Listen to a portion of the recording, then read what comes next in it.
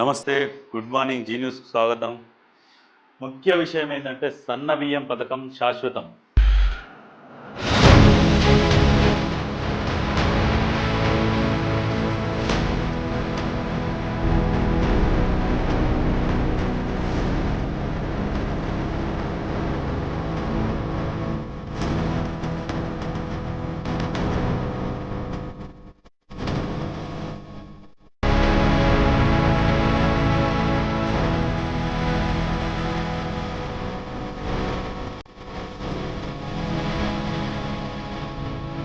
నిజంగా వాస్తవానికి సన్న బియ్యం అనేది ఎవరు కూడా అంత సాహసం చేయలేరు.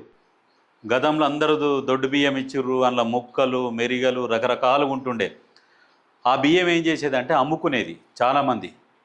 ఇప్పుడు అదే అమ్ముకుంటారా? ఇప్పుడు సన్న బియ్యం వచ్చినాక ఎవరైనా అమ్ముకుంటారా? ఎవరు అమ్ముకోలేరు. ఇది నిజంగా చాలా అద్భుతం అన్నట్టు. పేదలకు ఉచితంగా సన్న బియ్యం పంపిణీ చేయడం అనేది ఆషామాషి కాదు. చరిత్రలో ఎవరు అధికారంలోకి వచ్చినా, వారికి ఇష్టం ఉన్నా లేకున్నా, ఎన్ని తరాలు మారినా, ఎవ్వరు ముఖ్యమంత్రి అయినా సన్న బియ్యం పథకాన్ని రద్దు చేసే ధైర్యం చేయలేరు అని ముఖ్యమంత్రి రేవంత్ రెడ్డి అన్నారు. రాష్ట్రాన్ని 10 ఏళ్లు పాలించిన కేసీఆర్ పేదలకు సన్న బియ్యం ఇవ్వాలన్న ఆలోచన చేయలేదన్నారు. సూర్యాపేట జిల్లా హుజూర్నగర్లో ఆదివారం సాయంత్రం నిర్వహించిన బహిరంగ సభలో ఉచిత సన్న బియ్యం పథకాన్ని సీఎం ప్రారంభించారు. ఈ సందర్భంగా 10 మంది మహిళలకు సన్న బియ్యాన్ని పంపిణీ చేశారు.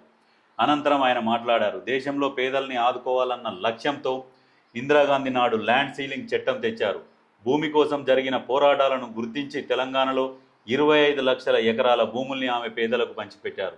రోటీ కప్పడా మకాన్ నినాదం తర్వాత పేదల్లో చైతన్యం వచ్చింది.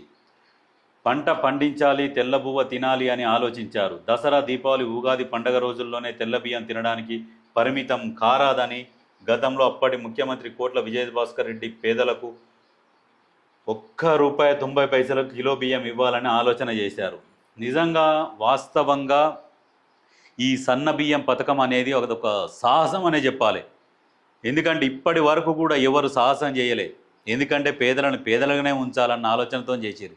దొడ్డు బియ్యం ఇచ్చినా ఏం లాభం ఉంటుండే? ఏదో కొంతమంది వండుకొని తినేది, కానీ దాదాపు అవన్నీ అమ్ముకునేది. ఇప్పుడు ప్రతి ఒక్కరు వండుకొని తింటారు. ఇంకొక విషయము, ఎస్ఎల్బీసీ ప్రాజెక్ట్ అనేది నిజంగా సంవత్సరానికి 1 కిలోమీటర్ తోడుకుంటూ పోయినా ఇదివరకల్లా పూర్తి అయ్యేది.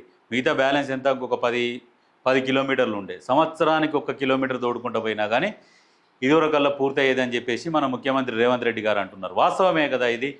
సంవత్సరానికి 1 కిలోమీటర్ తోడుకుంటూ పోయినా ఇంకా దాని మీద మళ్ళీ విమర్శలు. ఏం జరిగింది, ఎట్లా జరిగింది అనేది స్పందించకుండా ఎంతసేపటికి వీళ్ళే చేసిర్రు అని మాట్లాడతారు.